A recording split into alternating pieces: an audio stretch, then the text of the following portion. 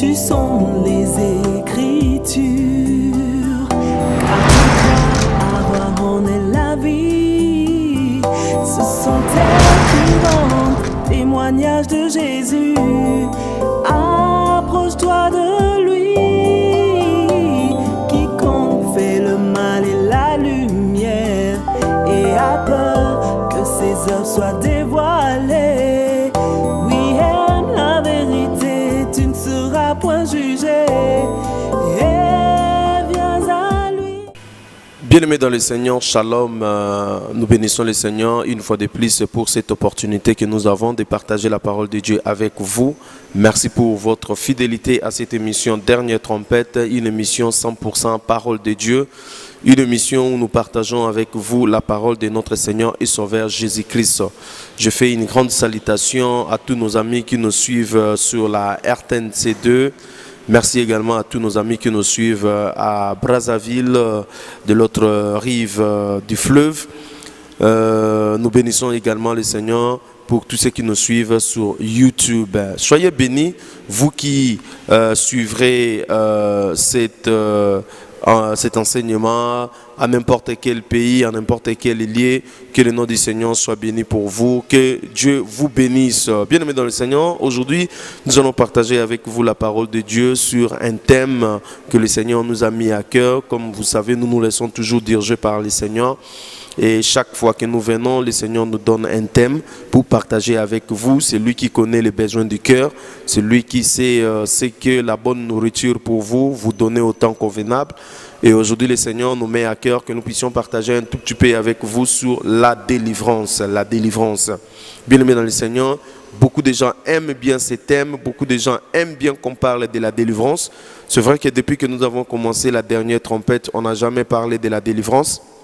Mais aujourd'hui, le Seigneur nous met quand même à cœur que nous puissions partager avec vous sur ce thème précis qui est la délivrance. Bien-aimés dans le Seigneur, nous voulons prier avant toute chose. Seigneur, nous bénissons ton nom et nous te sommes infiniment reconnaissants pour le souffle de vie, la force que tu nous donnes, afin que nous puissions partager la parole de Dieu avec mes bien-aimés. Nous recommandons ce temps de partage entre tes mains. Saint-Esprit, enseigne-nous, guide-nous, conduis-nous dans toute la vérité. Au nom de Yeshua Mashiach, nous avons ainsi prié. Amen. Bien-aimés dans le Seigneur, nous sommes en train de partager sur ce thème qui est la délivrance. La délivrance, bien-aimés dans le Seigneur, n'est rien d'autre que le fait, l'action de tirer quelqu'un dans une situation très compliquée, dans une situation difficile. Voilà, c'est ça, délivrer. La délivrance, c'est sauver. La délivrance, c'est libérer. La délivrance, c'est affranchir. La délivrance, c'est délier. Donc, si en fait nous voulons parler de la délivrance, il faudrait que vous puissiez mettre ça dans votre esprit, que lorsqu'on parle de la délivrance, on voit une action de libérer, on voit une action de sauver, on voit une action de tirer quelqu'un, on voit une action d'affranchir, on voit une action de délier quelqu'un. Voilà, c'est ça la délivrance. Et laissez-moi vous dire que la vraie délivrance ne peut venir que de Dieu. La vraie délivrance ne vient que du Seigneur. En dehors du Seigneur, il n'y a pas la délivrance. Une vraie délivrance qui dure, une vraie délivrance, c'est la délivrance que le Seigneur opère. Parce qu'il y a plusieurs sources de délivrance. Vous pouvez être délivré par un charlatan. Vous pouvez être dérivé par un marabout, vous pouvez être délivré par, je ne sais pas moi, un ganga, vous pouvez être délivré par, je ne sais pas moi, une puissance satanique, vous pouvez être délivré aussi par l'homme.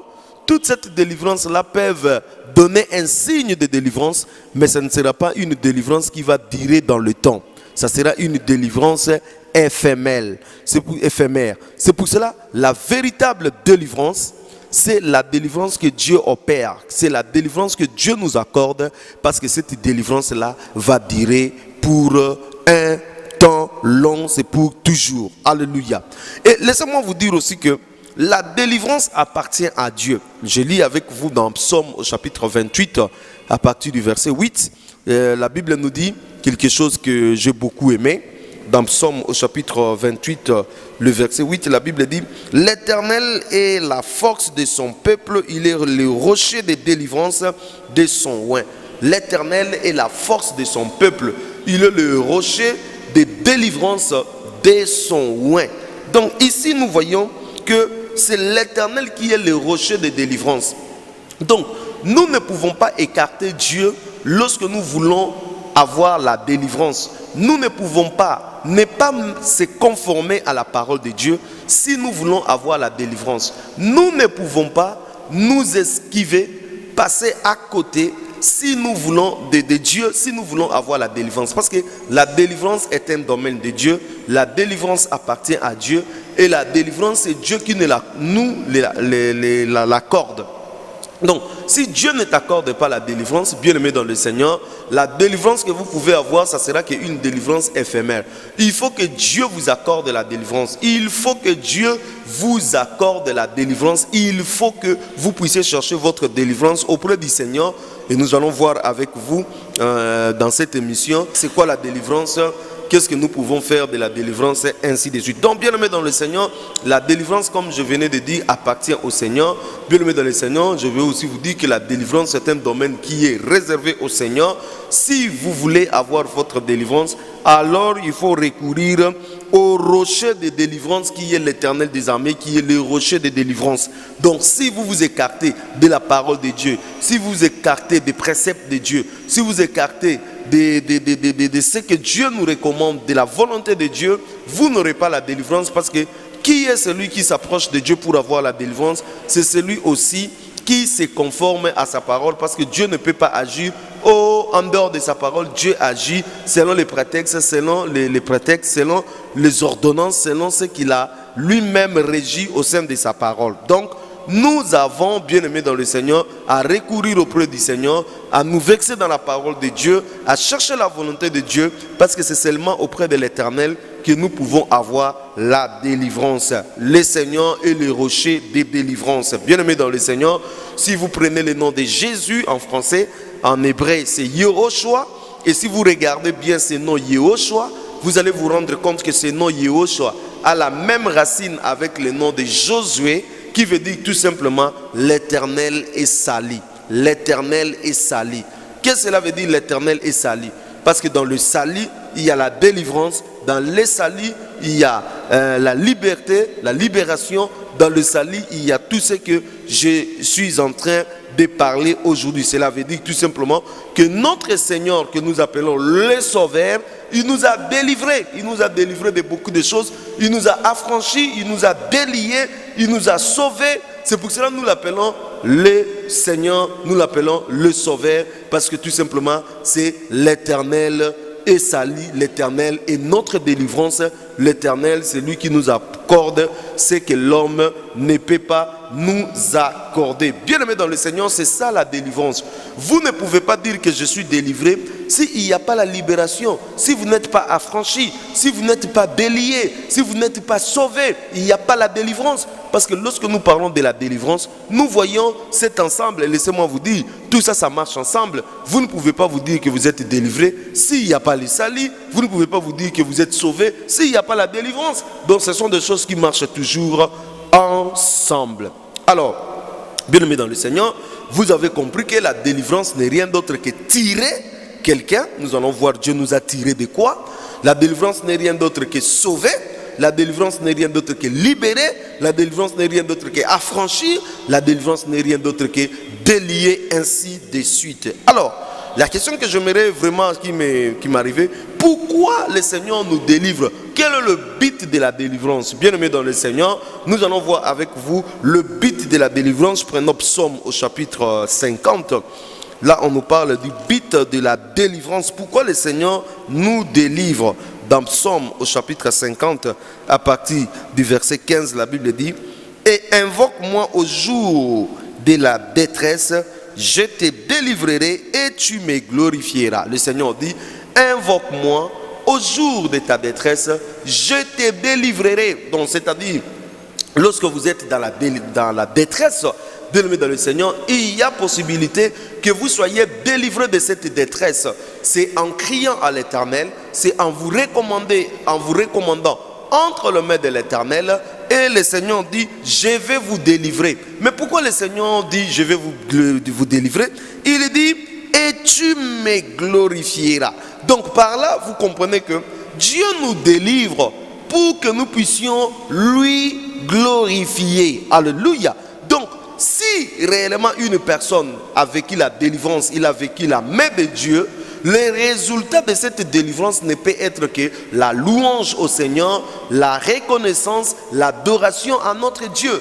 Jamais une personne réellement qui a été délivrée par le Seigneur peut s'en passer de la reconnaissance au Seigneur, peut s'en passer à rendre gloire au Seigneur. Et justement, le Seigneur nous délivre de toutes les situations que nous avons, de toutes les détresses que nous avons, parce qu'en retour, le Seigneur veut à ce que nous puissions lui rendre gloire. C'est-à-dire, le but de la délivrance, c'est rendre gloire au Seigneur. Donc, si réellement vous êtes délivré, vous devez rendre gloire au Seigneur. Vous n'allez pas rendre gloire au pasteur qui a prié pour vous. Vous n'allez pas rendre gloire à l'apôtre, à l'évangéliste qui a prié pour vous. Mais vous allez rendre gloire au Seigneur. C'est-à-dire, lorsque nous sommes délivrés, nous rendons gloire au Seigneur. C'est lui qui mérite l'adoration. C'est lui qui mérite la louange. C'est lui qui mérite les actions de grâce. C'est lui qui mérite tout. Nous n'avons pas à payer l'argent. Bien-aimés dans le Seigneur, la délivrance que Dieu nous accorde est gratuite. Nous l'obtenons par la foi. Personne ne peut vous imposer une enveloppe. Personne ne peut vous imposer un montant X, un prix X à payer pour que vous soyez délivrés. La délivrance que nous avons, nous l'obtenons gratuitement au moyen de la croix lorsque nous regardons à notre Seigneur et Sauveur Jésus-Christ. Arrêtez de croire que l'argent que vous êtes en train de donner, c'est ce qui va vous amener la délivrance. L'argent n'amène pas la délivrance. Ce qui amène la délivrance, c'est la foi que nous avons en Jésus-Christ. Ce n'est pas l'enveloppe que vous avez donnée qui va vous sauver. Ce qui va vous délivrer, ce qui va vous sauver, c'est la foi que vous manifestez en Jésus-Christ. C'est Jésus qui va vous délivrer. Ne mettez pas votre foi à une personne, que quand je vais aller chez le pasteur va prier pour moi et ainsi je serai délivré. Mes amis, vous ne serez pas délivrés parce qu'un pasteur a prié pour vous. Un pasteur peut prier pour vous. Vous pouvez être délivré que lorsque vous mettrez votre foi en Jésus, non à une personne, non à un pasteur, non à un bishop, non à un prophète, mais lorsque vous mettez votre foi en Jésus, en ce moment-là, bien-aimés dans le Seigneur, vous pouvez être délivrés. Donc, nous avons vu le but de la délivrance, c'est que nous puissions glorifier le Seigneur. Si vous lisez également l'histoire des 10 lépreux dans Luc au chapitre 17, à partir du verset 11 jusqu'au verset 19, le Seigneur est en train de parler. Il y avait 10 lépreux. Lorsqu'ils ont vu Jésus, ils ont crié, Jésus-Christ, aie pitié de nous, aie pitié de nous. Le Seigneur a eu pitié d'eux. Il les a dit d'aller se présenter au sacrificateur. Lorsqu'ils sont allés, et les 10 lépreux, ils étaient guéris. Mais la Bible dit, un seul lépreux est rentré pour rendre gloire au Seigneur. Alors que tous, ils étaient délivrés de leur lèpre. Tous, ils étaient délivrés de leur lèpre. Les 9 sont partis sans pour autant dire un mot au Seigneur. Mais le Seigneur, lorsqu'il a vu le seul qui est retourné, il a posé la question. Mais ils étaient-ils 10? Oui. Mais comment c'est seulement ces Samaritains, le un seul qui est rentré pour rendre gloire au Seigneur? J'aime beaucoup quand le Seigneur parle dans Luc 17, lisez ça à la maison. Je vais lire ça. Donc prenons cela pour qu'on ne dise pas que je suis en train d'inventer des choses. Bien-aimés dans le Seigneur, dans Luc au chapitre 17, le Seigneur est en train de parler. Pourquoi ces gens ne sont-ils pas retournés pour rendre gloire au Seigneur? Au verset 16, la Bible dit, il tomba sur face aux pieds de Jésus, c'est-à-dire le lépreux, et lui rendit grâce. C'est un Samaritain. Jésus prenant, au verset 17, prenant la parole, dit, les 10 n'ont-ils pas été guéris?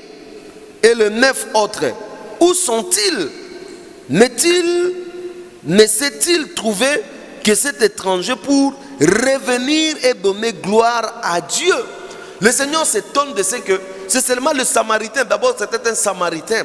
Les Samaritains, vous voyez, ils étaient un peu négligés par des Juifs. Mais c'est seulement ce Samaritain qui est retourné pour rendre gloire au Seigneur. Et le Seigneur s'étonne de ce que les autres ont eu la délivrance. Ils ont été guéris de leur maladie. Mais ils n'ont pas donné gloire au Seigneur. Bien-aimés dans le Seigneur, si nous sommes délivrés, le but de notre délivrance est que nous puissions donner gloire au Seigneur. Si vous êtes délivrés et que vous ne donnez pas gloire au Seigneur, bien-aimés dans le Seigneur, ce n'est pas la bonne manière de nous comporter vis-à-vis du Seigneur. Et dis-toi au Seigneur, Seigneur, si je suis guéri, si je suis délivré de telle situation, si je suis ceci, cela, j'aimerais que toute la gloire soit rendue à toi. Je n'aimerais pas que je puisse glorifier un homme. Je n'aimerais pas que je puisse m'élever moi-même. Je ne veux pas que je puisse être vengé des gens. Je ne veux pas. Je veux seulement qu'au travers de ma délivrance, que toute la gloire te soit rendue. Pourquoi nous sommes délivrés? Le but de notre délivrance, comme je viens de dire, est que nous puissions d'abord rendre gloire au Seigneur. Avez-vous expérimenté une délivrance dans un domaine? Avez-vous expérimenté une délivrance dans votre vie? Bien-aimés dans le Seigneur, j'aimerais vous encourager à rendre gloire au Seigneur. Deuxième but de la délivrance que le Seigneur nous accorde, c'est dans Luc au chapitre 1, le verset 74. Écoute ce que le Seigneur dit. Dans Luc au chapitre 1, au verset 74, selon le serment par lequel il avait juré à Abraham, notre Père, de nous permettre, après que nous serons délivrés de la main de nos ennemis, de les servir sans crainte. J'aime beaucoup ces passages bien-aimés dans le Seigneur. Le Seigneur dit de nous permettre, après avoir que nous soyons délivrés de la main de nos ennemis, de lui servir sans crainte. Bien-aimé, une personne qui n'est pas délivrée ne peut pas correctement servir Dieu. Il va servir Dieu dans la crainte, il va servir Dieu dans les oppressions, il va servir Dieu comme un esclave. Et Dieu ne veut pas que nous puissions le servir comme un esclave. Dieu veut d'abord que nous puissions être délivrés de tout, que nous soyons libérés de toutes nos chaînes, de tous les liens, que nous soyons libérés de tout le péché, ainsi de suite. Et ce n'est qu'après que nous puissions le servir. Donc, pour servir correctement le Seigneur, il faut d'abord être délivré. Le but de la délivrance dans notre vie est aussi pour que nous puissions servir le Seigneur. Donc, il y a deux grands buts que le Seigneur poursuit derrière la délivrance qu'il opère dans notre vie. Le premier but est que nous puissions lui rendre gloire. Et le deuxième but est que nous puissions les servir sans crainte. Donc, si vous avez expérimenté la délivrance du Seigneur, vous pouvez alors servir le Seigneur sans crainte. Mais s'il y a encore le péché, il y a encore l'esclavage, il y a encore ceci, cela, le diable vous accusera toujours. L'objectif de la délivrance, deux objectifs. Premier objectif, glorifier le Seigneur. Deuxième objectif, servir le Seigneur sans crainte. Alors, en quoi Dieu nous délivre-t-il? Quels sont les domaines de la délivrance que Dieu opère? Parce qu'aujourd'hui, non seulement à Kinshasa, à travers le monde, la délivrance est devenue quelque chose seulement de blocage. Quand quelqu'un a des difficultés au niveau financier, quand quelqu'un a des difficultés au niveau, par exemple, de son couple, là, il commence à chercher la délivrance. Seigneur, délivre-moi, délivre-moi, délivre-moi. Laissez-moi vous surprendre, vous décevoir même peut-être ceux qui vont me suivre. C'est que la délivrance que vous cherchez sur le plan financier, la délivrance que vous cherchez pour vos couples, la délivrance que vous cherchez pour ceci, cela, est encore minime par rapport à la grande délivrance que le Seigneur a opérée et il veut opérer dans votre vie. Donc, la vraie délivrance que nous allons voir ensemble avec vous, ce n'est pas que le Seigneur puisse libérer vos poches. Ce n'est pas que le Seigneur puisse vous libérer, je ne sais pas moi, de la sorcellerie. Celui qui a Jésus-Christ n'a même pas peur de la sorcellerie. Nous allons voir avec vous, bien-aimés dans le Seigneur. Ce que le Seigneur a fait dans votre vie est plus grand. Bien-aimés dans le Seigneur, nous devons sortir de cette peur que nous avons aujourd'hui, nous chrétiens. Nous devons sortir de cette ignorance qui nous pousse à ne pas reconnaître la position que nous avons en Jésus-Christ. Bien-aimés, en Jésus-Christ, laissez-moi vous dire, nous sommes très forts, nous sommes enfants de Dieu. La Bible dit à tous ceux qui l'ont reçu, à ceux qui croient en son nom, Dieu les a donné le pouvoir de devenir enfants de Dieu. En étant enfants de Dieu, en acceptant Jésus-Christ, parce que là, j'aimerais encore souligner quelque chose, on n'est pas enfant de Dieu. On est une créature comme toutes les créatures, mais on devient enfant de Dieu lorsqu'on accepte le Seigneur Jésus-Christ dans sa vie comme étant le Seigneur et le Sauveur, peu personnel, en ce moment-là, vous devenez l'enfant de Dieu, conformément à Jean chapitre, c'est chapitre 1, le verset 12, tel que la Bible dit, à tous ceux qui l'ont reçu, à ceux qui croient en son nom, Dieu les a donné le pouvoir de devenir enfants de Dieu. Bien-aimés dans le Seigneur, Dieu nous délivre. Nous ne connaissons pas notre position. Voilà pourquoi nous tremblons devant des cancrelats, nous tremblons devant les miaulements des chats, nous tremblons, tout simplement, bien-aimés dans le Seigneur, parce que nous ne connaissons pas notre position. Laissez-moi vous dire, en Jésus-Christ, nous sommes très, très, très forts. Bien-aimés dans le Seigneur, quels sont les domaines de la délivrance? En quoi Dieu nous délivre? Alors, premièrement, vous qui écrivez à la maison, Dieu nous délivre de nos péchés. La première délivrance que Dieu opère dans notre vie, c'est par rapport à nos péchés. Bien-aimés, rappelez-vous de ce qui s'est passé au jardin d'Éden. Dieu avait créé l'homme. Il lui a revêtu de l'autorité, de la puissance. Dieu lui a responsabilisé, il lui a donné la responsabilité de toute la terre. Mais l'homme, au lieu de suivre la voie du Seigneur, conformément à ce que le Seigneur les avait donné comme unique commandement, vous pouvez manger de tous les arbres et des fruits, mais quant à ce qui concerne l'arbre de la connaissance du bien et du mal, vous ne toucherez pas. Mais l'homme avait désobéi, il est allé manger l'arbre de la connaissance du bien et du mal que le Seigneur lui avait interdit de manger. Ainsi, lorsque l'homme a désobéi à la parole du Seigneur, il a été condamné à la mort. Voilà comment le péché est entré dans l'humanité, dans le monde, à cause de la désobéissance d'Adam. Et ainsi, tous ceux qui sont sortis d'Adam sont automatiquement le pécheur, sont automatiquement pécheurs. Ils ont le sang contaminé du péché d'Adam, et ce sang est en train de se contaminer de génération en génération jusqu'au dernier qui sera né sur cette terre. Il aura un sang contaminé au péché. Et la Bible dit, tous ceux qui ont péché, ils sont privés de la gloire de Dieu. Parce que l'homme avait péché, parce que l'homme s'est éloigné de Dieu, et bien l'homme a été privé de la gloire de Dieu. Il est voué à l'enfer, il est voué au feu éternel, bien-aimé dans le Seigneur.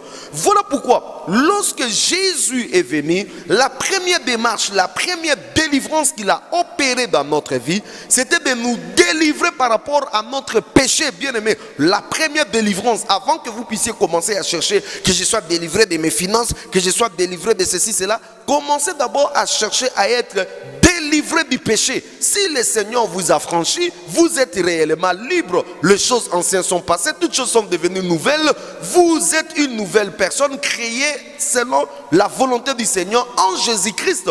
Mais si vous n'êtes pas encore, si vous n'avez pas encore fait une expérience avec Jésus-Christ, bien aimé, vous n'êtes pas encore délivré. Je lis avec vous dans Apocalypse chapitre 1, le verset 5, la Bible dit: et de la part, non, je commence par le verset 4 pour avoir une bonne compréhension. Jean aux 7 églises qui sont en Asie, que la grâce et la paix vous soient données de la part de celui qui était et qui vient, et de la part de 7 esprits qui sont devant son trône, et de la part de Jésus-Christ, le témoin fidèle, le premier-né des morts et le prince des rois de la terre. Écoutez, à celui qui nous a aimés, qui nous a délivrés de nos péchés par son sang. Alléluia. Oh, merci Seigneur. Bien-aimé, avant de commencer à chercher n'importe quelle délivrance, la libération, la délivrance que Dieu nous accorde par rapport au péché. Et laissez-moi vous dire que la délivrance par rapport au péché a été réglée à la croix. Cela veut dire, si vous voulez avoir cette délivrance par rapport au péché, il vous faut vous retourner au bois du calvaire, à la croix du calvaire, là où Jésus-Christ a été crucifié, là où son corps a été flagellé, là où il a coulé, il a laissé couler son sang, là où il a porté l'ignominie, le péché, la honte, l'opprobre de l'humanité. Et en ce moment-là, vous pouvez expérimenter la délivrance par rapport au péché. Donc, bien aimé dans le Seigneur, si vous êtes encore dans une vie de dérèglement, vous êtes encore dans une vie de débauche, dans une vie de péché, bien aimé dans le Seigneur, sachez-le que vous avez besoin de la bonne délivrance. Arrêtez d'aller chercher des pasteurs. Moi, j'ai besoin de telle délivrance. Commencez d'abord à expérimenter la délivrance que le Seigneur nous accorde par rapport au péché. Bien aimé dans le Seigneur, Jésus, comme la Bible nous dit, il nous a délivrés de nos péchés. Quel bonheur, quelle joie d'expérimenter cette première délivrance qui est tout simplement la délivrance par rapport à nos péchés. Alors la grande question que je vais vous poser, avez-vous été délivré de vos péchés? Si vous n'avez pas encore expérimenté la délivrance par rapport à vos péchés, alors il est temps de dire au Seigneur, Seigneur, j'aimerais être délivré par mes péchés. Bien aimé, vous pouvez fréquenter une assemblée, mais avez-vous été délivré de vos péchés? Vous pouvez fréquenter un pasteur, fréquenter un apôtre, un bishop, un prophète, mais avez-vous expérimenté le bonheur qui se trouve dans la délivrance du péché? Avez-vous expérimenté la croix? Avez-vous compris l'œuvre de Jésus à la croix? Est-ce que la croix a-t-il des implications dans votre vie? Est-ce que la croix est-elle réelle dans votre vie? Est-ce que la croix manifeste-t-elle ses effets dans votre vie? Est-ce que la croix est devenue une réalité dans votre vie? Est-ce que la croix a pris une place dans votre cœur? Si la croix a plus réellement la place dans votre cœur, bien-aimé dans le Seigneur, bénis le Seigneur, comme nous avons dit, le but de la délivrance, c'est louer le Seigneur, donner gloire au Seigneur, et le but de la délivrance, c'est servir le Seigneur. Avez-vous expérimenté la délivrance par rapport à votre péché? Le Seigneur a-t-il effacé vos péchés? Le Seigneur a-t-il effacé vos fautes? Alors bénissez le Seigneur et commencez à servir Dieu dans toute la liberté, parce que réellement vous avez expérimenté la délivrance. Et si vous n'avez pas encore expérimenté la délivrance par rapport au péché, ce n'est pas encore tard pour vous. Vous pouvez invoquer le nom du Seigneur, parce que la Bible dit, quiconque invoquera le nom du Seigneur Jésus sera sauvé. Il peut vous écouter, vous n'avez pas besoin de donner une enveloppe, vous n'avez pas besoin de donner l'argent, vous avez besoin seulement de vous mettre à genoux, de vous humilier devant le Seigneur et dire, Seigneur, je n'en peux plus avec le péché, délivre-moi. Et le Seigneur sera près de toi, dans votre chambre, dans votre maison, dans votre salon, dans votre bureau. Il écoutera votre prière et il va vous délivrer par rapport au péché. La deuxième sorte de délivrance, c'est la délivrance par rapport à la mort. Oh, hallelujah!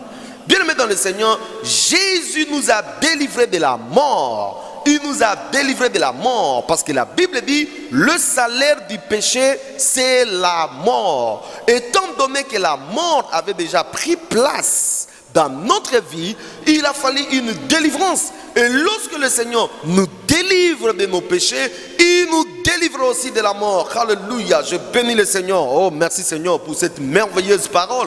Bien aimé, je crois que les écailles sont en train de tomber. Vous êtes en train de comprendre maintenant la délivrance dans sa façon profonde. Parce qu'on nous a habitués à croire comme si la délivrance, c'était par rapport au matériel. C'était par rapport à quelque chose. Bien aimé dans le Seigneur, laissez-moi vous dire, la délivrance est plus que ce que nous sommes en train de voir, le matériel, le machin.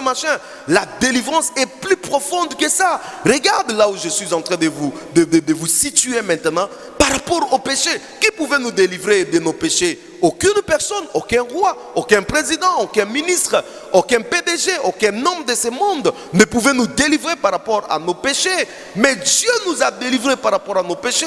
Et au-delà de nos péchés, il nous a délivrés de la mort. Alléluia. Nous étions morts, alléluia, dans nos péchés. Mais Jésus, lorsqu'il a porté la croix, lorsqu'il a porté notre péché à la croix, à la place de la mort, Jésus nous communique la vie. La mort a été vaincue par la vie. Jésus a dit, celui qui croit en moi, il aura la vie éternelle. Voilà comment la vie éternelle rentre dans notre vie. La mort spirituelle, parce que lorsque Adam a péché, tout de suite son corps n'est pas mort, mais son esprit était déjà mort. Parce que la Bible dit, Dieu les a dit, le jour où vous en mangerez, vous mourrez.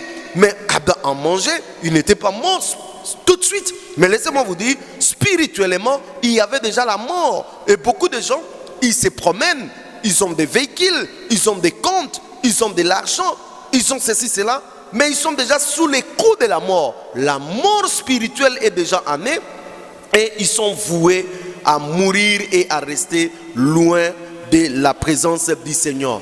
Donc, Dieu nous délivre de la mort en deuxième position, bien-aimés dans le Seigneur. Après que Dieu nous ait délivré du péché, Dieu nous délivre de la mort, bien-aimés dans le Seigneur. Nous bénissons le Seigneur parce que notre esprit n'est plus mort, mais notre esprit vit en Jésus-Christ parce que nous avons reçu la vie éternelle par Jésus-Christ qui est celui qui vit au siècle des siècles. La solution pour la mort, c'est Jésus. Jésus nous délivre de la mort spirituelle. Et quand bien même il y aura une mort physique où nous pouvons mourir dans cette chair, bien aimé dans le Seigneur Jésus-Christ ne nous laissera pas toujours dans ce tombeau. Il va encore nous délivrer, selon ce qui est écrit dans 1 Thessaloniciens au chapitre 4, à partir du verset 13, il dit: nous ne voulons pas, frères, que vous soyez dans l'ignorance au sujet de ceux qui sont décédés, afin que vous ne vous affligez comme ceux qui n'ont pas d'espérance. Car si nous croyons que Jésus est mort et qu'il est ressuscité, croyons aussi que Dieu ramènera par Jésus-Christ et avec lui ceux qui sont décédés. Voici en effet ce que nous vous déclarons d'après la parole du Seigneur. Nous le vivants restons pour l'avènement du Seigneur. Nous ne dévancerons pas ceux qui sont décédés, car le Seigneur lui-même a un signal donné à la voix d'un archange et au son de la trompette de Dieu descendra du ciel et les morts en Christ ressusciteront premièrement. Alléluia. Merci Seigneur pour cette parole. Donc nous voyons par là que, bien aimés dans le Seigneur, nous en tant que chrétiens, nous en tant que disciples de Jésus, en tant qu'enfants de Dieu, nous avons la victoire sur la mort spirituelle et aussi sur la mort physique. Non seulement sur la mort physique, sur la résurrection, mais le Seigneur est aussi capable de ressusciter quelqu'un qui est mort. Non seulement il est capable de ressusciter, c'est-à-dire toute la vie chrétienne, c'est une vie qui est basée sur la résurrection. S'il y avait la mort dans vos affaires, la mort dans votre vie, la mort dans votre famille, Jésus-Christ est capable de vaincre la mort et de communiquer la vie à la place de la mort. S'il y avait les esprits des morts, le Seigneur peut chasser ces esprits des morts et communiquer la vie. Le Seigneur est capable d'ôter tout ce qui était mort dans notre vie, dans notre esprit, pour communiquer la vie. Voilà pourquoi je dis, le Seigneur nous délivre de la mort. Il ne nous a pas seulement délivré du péché, mais il nous délivre de la mort, bien aimé dans le Seigneur. Est-ce que votre esprit vive? Ce n'est pas à moi de dire oui ou non. Parce que la Bible dit, l'Esprit du Seigneur atteste à notre esprit que nous sommes enfants de Dieu. Si le Saint-Esprit atteste dans votre vie que vous êtes enfants de Dieu, en ce moment-là, votre esprit vive. Mais si le Saint-Esprit n'atteste pas dans votre esprit, alors vous êtes déjà un homme mort. Vous êtes un cadavre ambulant, vous avez besoin de la délivrance, et cette délivrance que le Seigneur Jésus qui va vous opérer, vous avez besoin d'être délivré dans votre esprit, délivré dans votre vie. Partout où il y avait la mort, que ce soit dans votre vie physique, s'il y avait la mort quelque part dans votre famille, ceci, cela, bien aimé dans le Seigneur, sachez-le que Dieu est la résurrection, la puissance de la résurrection peut agir dans votre vie et que vous puissiez revivre et voir la bénédiction de notre Seigneur. Bien aimé dans le Seigneur, nous avons dit que Dieu nous délivre du péché, nous avons dit que Dieu nous délivre de la mort. Je continue encore, Dieu nous délivre de la puissance du ténèbre. Alléluia, bien aimé dans le Seigneur, ce monde est sous les coups, sous la gouvernance de Satan. Satan est en train de contrôler avec ses démons. Il contrôle ce monde. C'est pour cela que la Bible l'appelle le prince de ce monde. Nous sommes entourés de puissances occultes. Nous sommes entourés de puissances ténébreuses. Nous sommes entourés de puissances de malin.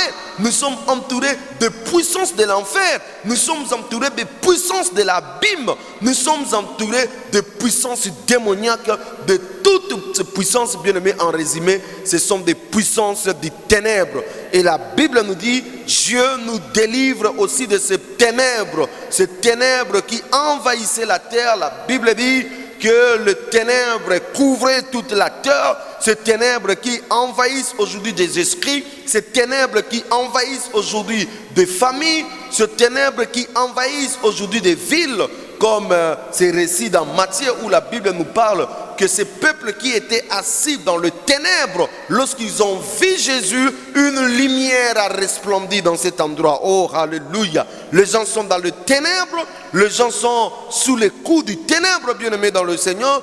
Et la seule personne qui peut délivrer nos villes, qui peut délivrer nos familles, qui peut délivrer nos esprits dans le ténèbre, c'est Jésus-Christ de Nazareth. Alléluia. Yoshua Mashiach. Colossiens au chapitre 1 à partir du verset 12. La Bible dit: rendez grâce au Père qui vous a rendu capable d'avoir part à l'héritage des saints dans la lumière.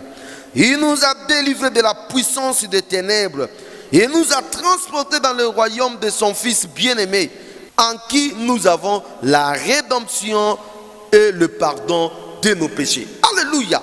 La Bible nous dit de rendre grâce, comme je l'ai dit au départ, que le but de la délivrance, c'était quoi? C'était de rendre gloire au Seigneur, de rendre grâce au Seigneur, de remercier le Seigneur, c'était d'adorer le Seigneur. Et l'apôtre Paul, lorsqu'il écrit aux Colossiens, il leur dit: rendez grâce au Seigneur qui nous a permis d'avoir part à l'héritage des saints. Bien-aimés, nous étions sans héritage, nous étions loin de la cité de Dieu, nous étions sans promesse, nous étions des gens abandonnés, voués à leur propre sort, l'enfer. Bien-aimés dans le Seigneur, Jésus, lorsqu'il est allé à la croix, moi qui étais sans héritage, moi qui n'avais pas d'héritage, il a fait en sorte que je devienne héritier et co-héritier avec lui. Bénissez le Seigneur, alléluia. Voilà pourquoi je lui louerai toujours, je lui rendrai toujours gloire pour ce qu'il a fait dans ma vie. Et la Bible me dit qu'il nous a délivrés de la puissance des ténèbres. Alléluia. Si vous voulez comprendre la puissance des ténèbres,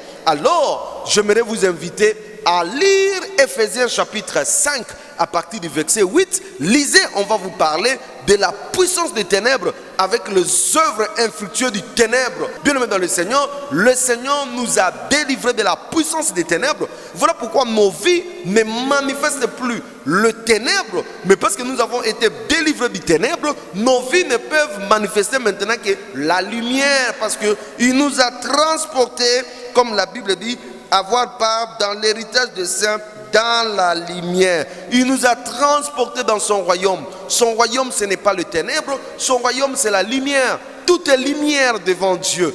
Dieu lui-même est la lumière. Tout est lumière devant lui. Toute personne en contact avec lui, il devient lumière. Tout ce qui peut se produire en lui, c'est les œuvres de la lumière. Et les œuvres de la lumière, c'est la justice, la paix, la joie, l'amour, la sainteté, la sanctification, ainsi de suite. Tandis que les œuvres du ténèbre, c'est l'impudicité, la débauche, la cupidité, la haine, le mensonge, c'est le tuerie, tout ce que nous connaissons du ténèbre, l'occultisme, la magie. Ça, c'est les œuvres du ténèbre.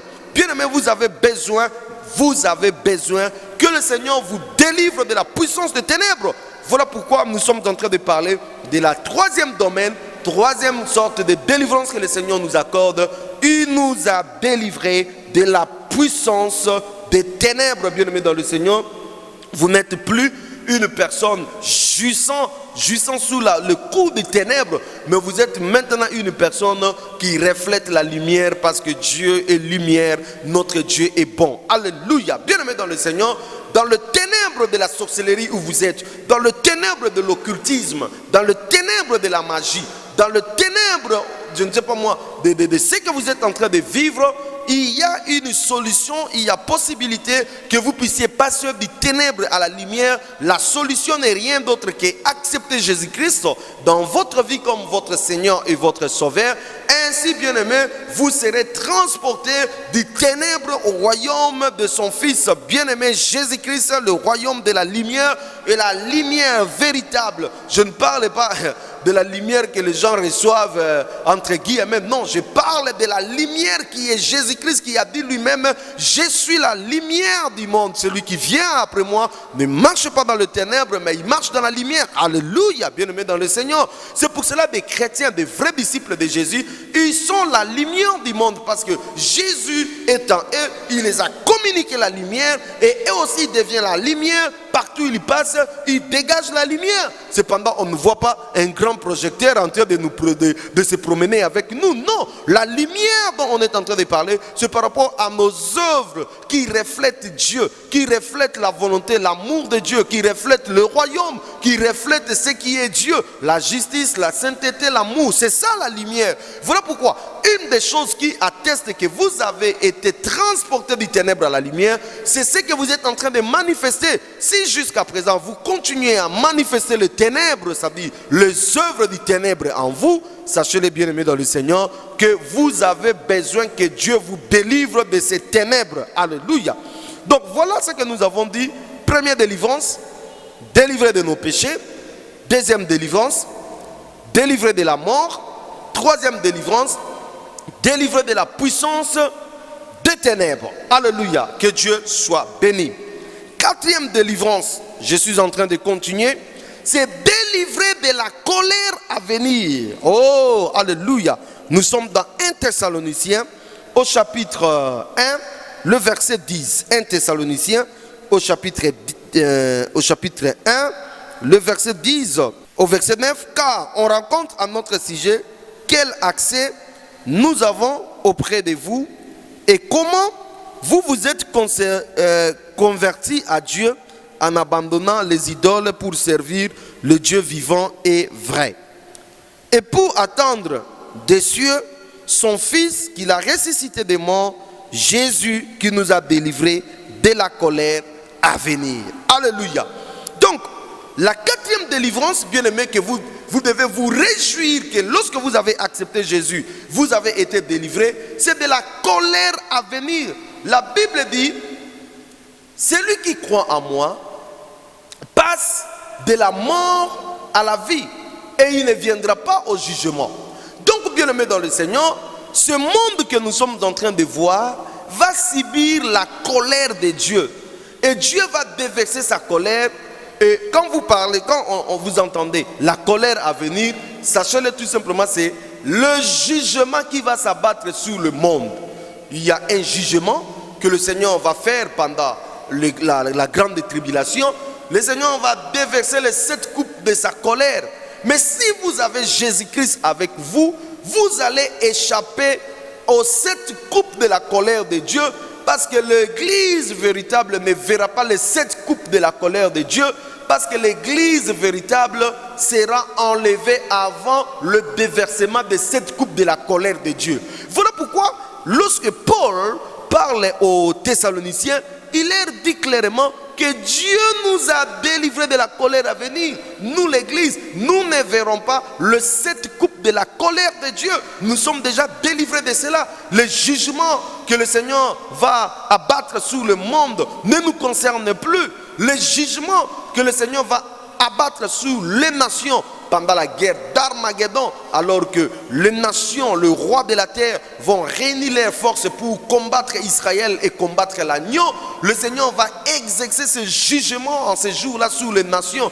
Bien-aimés dans le Seigneur, laissez-moi vous dire, vous qui avez crié au Seigneur Jésus-Christ, vous ne verrez pas ces jugements, vous ne verrez pas, vous ne participerez pas à cette colère, parce que le Seigneur, par la mort de son Fils Jésus-Christ, il nous a déjà arrachés de ces jugements. Nous ne sommes plus concernés. Et aussi le jugement dernier, le grand trône blanc, nous ne serons plus jugés pour être condamnés. Bien-aimés dans le Seigneur, bien-aimés, nous avons été déjà jugés à la croix. Jésus-Christ a déjà porté notre fardeau à la croix. Jésus-Christ nous a déjà jugés à la croix. Lorsque le Seigneur nous regarde, il ne voit plus quelque chose à juger en nous. Il voit déjà les jugements qu'il a fait abattre à la croix par son Fils Jésus-Christ. Voilà pourquoi le jugement à venir ne nous concerne plus. Nous avons été déjà arrachés par ces jugements. Dieu, il dit, il nous a délivrés de ces jugements de la colère à venir. Donc, bien aimé dans le Seigneur, voyez un peu de délivrance qu'on ne nous parle pas à la télé. Voilà comment nous sommes ignorants. Lorsque nous voyons la délivrance, nous voyons seulement guérison. Lorsque nous voyons la délivrance, nous voyons seulement, je ne sais pas moi, l'argent, le billet, parce que nous aimons beaucoup l'argent. Alors qu'il y a plusieurs délivrances que le Seigneur a opérées. Des fois même nous les vivons, mais nous ne sommes pas reconnaissants pour dire au Seigneur, merci pour la délivrance que tu nous as accordée. Alléluia. Dieu nous a délivrés de la colère à venir. Nous sommes délivrés de la colère à venir. Donc, premièrement, nous avons dit, Dieu nous a délivrés du péché. Deuxièmement, Dieu nous a délivrés de la mort. Troisièmement, Dieu nous a délivrés de la puissance des ténèbres.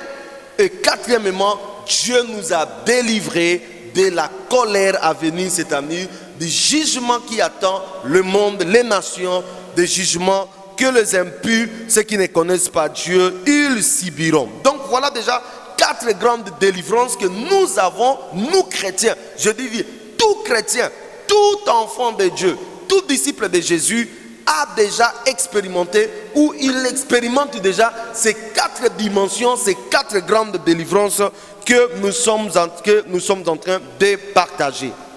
5e délivrance, Dieu nous délivre de nos ennemis. Je lis avec vous dans Jérémie au chapitre 31. Le Seigneur nous délivre de la main d'un plus fort que nous. Je bénis le Seigneur. Peut-être vous avez un ennemi.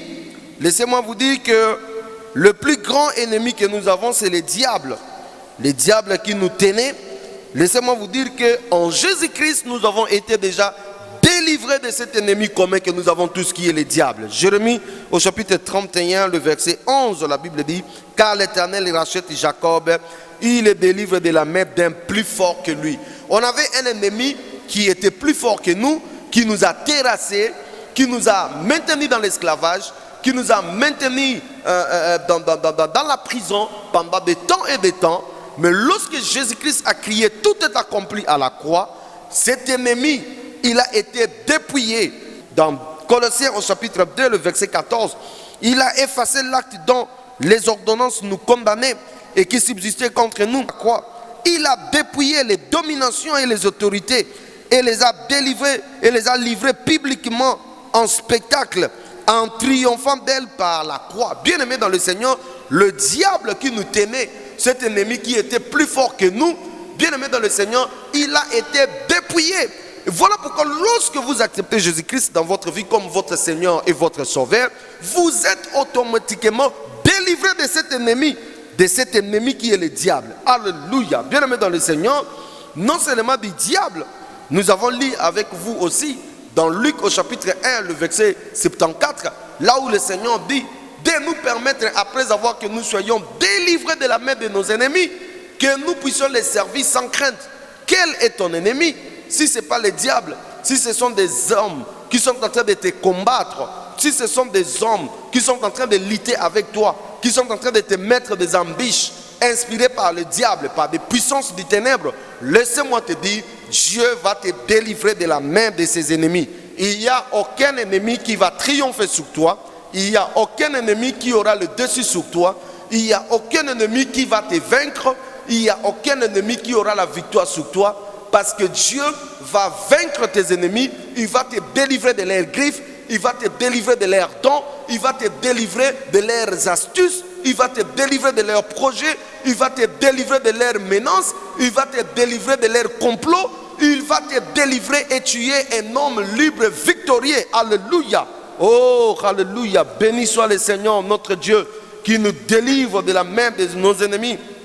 Dans Psaume au chapitre 68, nous lisons à partir du verset 20 quelque chose que David lui aussi avait expérimenté, la délivrance par rapport à ses ennemis.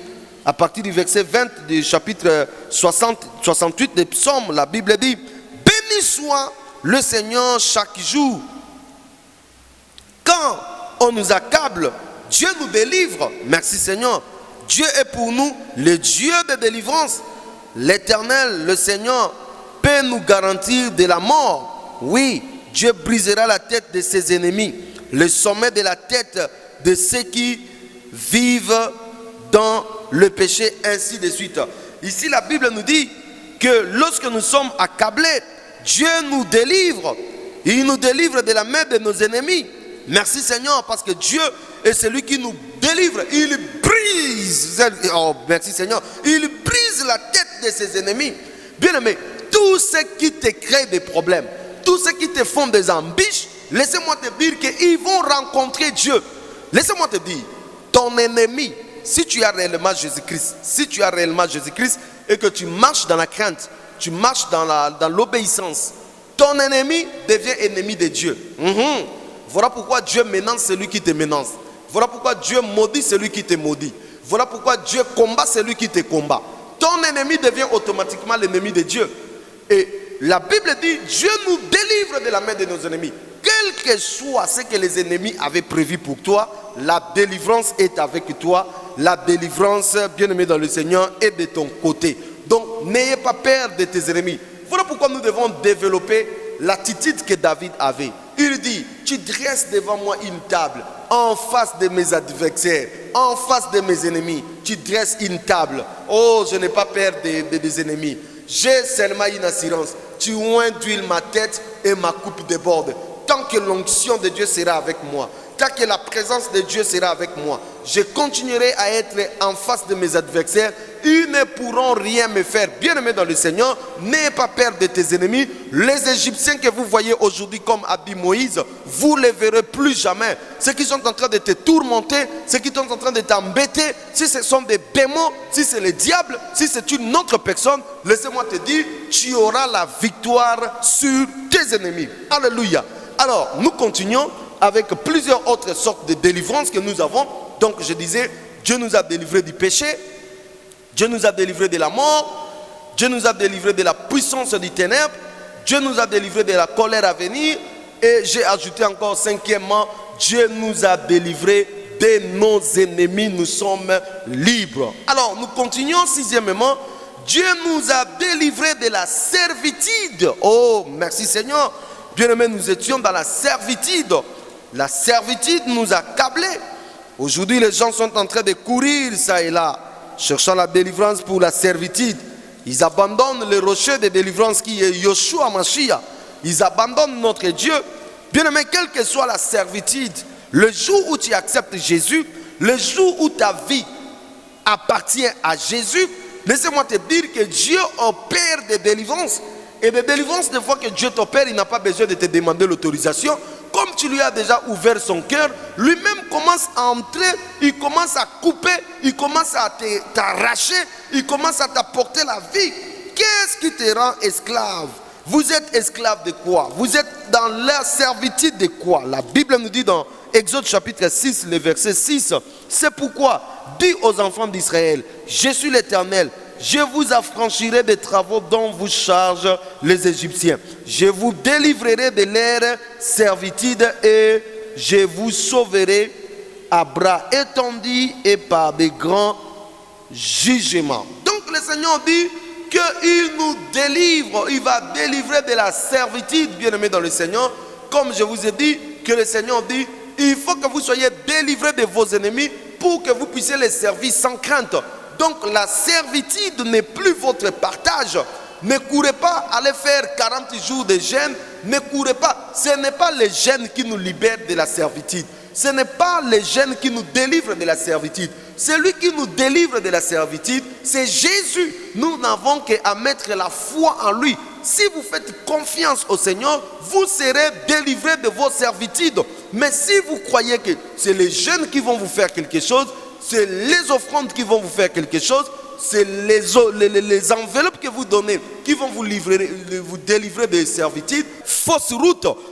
Si vous voulez vraiment expérimenter la délivrance par rapport à la servitude, vous devez recourir, regarder, revenir. Vous devez crier à celui qui est le rocher, comme nous avons dit dans Psaume au chapitre 28, le verset 8, à celui qui est le rocher de notre délivrance. C'est lui qui peut vous délivrer de toute forme de servitude. Je suis en train de dire de toute forme de servitude spirituelle, physique, une seule personne peut vous délivrer de toutes ces condamnations, de toutes ces servitudes. Il s'appelle Yoshua HaMashiach. Si vous regardez, vous avez la foi vers lui, bien-aimé dans le Seigneur, vous serez délivré de la servitude.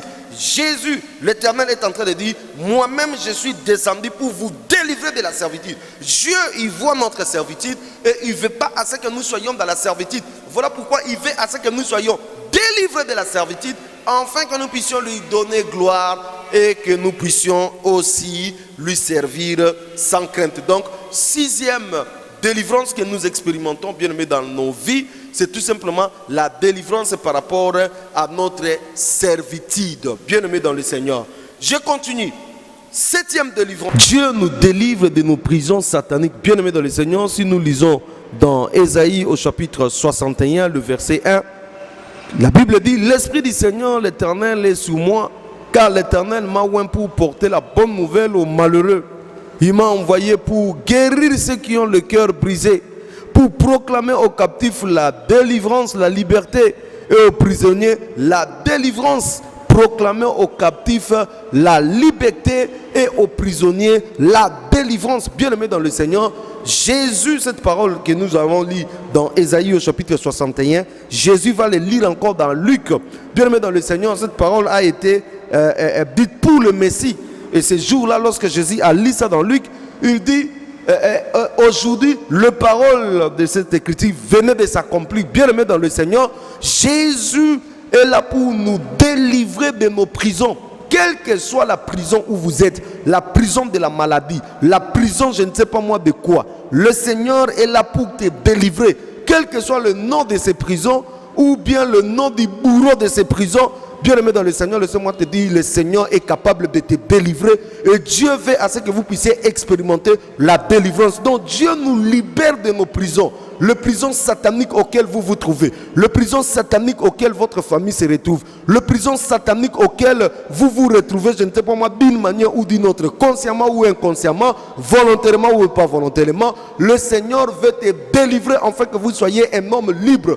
Pour que vous soyez délivré, ce n'est pas l'enveloppe que Dieu cherche. Dieu cherche à ce que vous puissiez manifester seulement la foi, bien aimé, la foi. Manifestez seulement la foi et vous verrez, vos prisons vont se briser, vos prisons vont sauter, le verrou, le fer qui était en train de vous lier, bien aimé, les chaînes vont tomber, les liens vont se délier, bien aimé, dans le Seigneur, les liens qui vous lient vont se couper, bien aimé, dans le Seigneur, tout simplement parce que votre Dieu est celui qui veut à ce que vous soyez libres de vos prisons.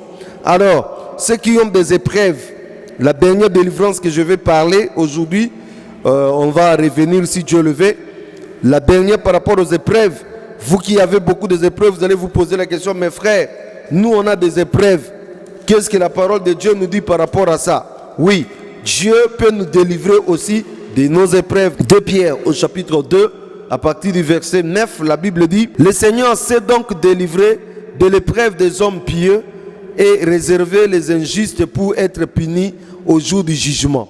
Donc, des épreuves telles que la parole de Dieu nous dit, des hommes pieux, le Seigneur peut nous délivrer. Donc la Bible dit, le Seigneur s'est donc délivré de l'épreuve des hommes pieux. Donc si tu es un homme pieux, si tu es un homme qui craint Dieu, si tu es un homme qui aime Jésus, si tu es un homme qui manifeste l'amour pour le Seigneur, dans les épreuves où vous êtes en train de passer, le Seigneur va vous délivrer. Vous dites, Seigneur, peut-être ma situation tarde, ma situation, Seigneur, ça fait longtemps, je prie, mais comment tu ne m'exauces pas? Laissez-moi te dire que dans cette épreuve où tu es en train de partir, de subir, dans cette épreuve où tu es en train de vivre, le Seigneur va te délivrer. Parce que le Seigneur est aussi celui qui nous délivre de nos épreuves. Bien aimé dans le Seigneur, voyez plusieurs genres de sortes de délivrance que nous avons. Nous avons dit que Dieu nous délivre de nos péchés. Nous avons dit que Dieu nous délivre du péché. Nous avons dit que Dieu nous délivre de la mort. Nous avons dit que Dieu nous délivre de puissance des ténèbres. Nous avons dit que Dieu nous délivre de la colère à venir, c'est-à-dire du jugement prochain. Nous avons dit que Dieu nous délivre de nos ennemis. Nous avons dit que Dieu nous délivre de la servitude. Nous avons dit que Dieu nous délivre de toute forme de prison satanique.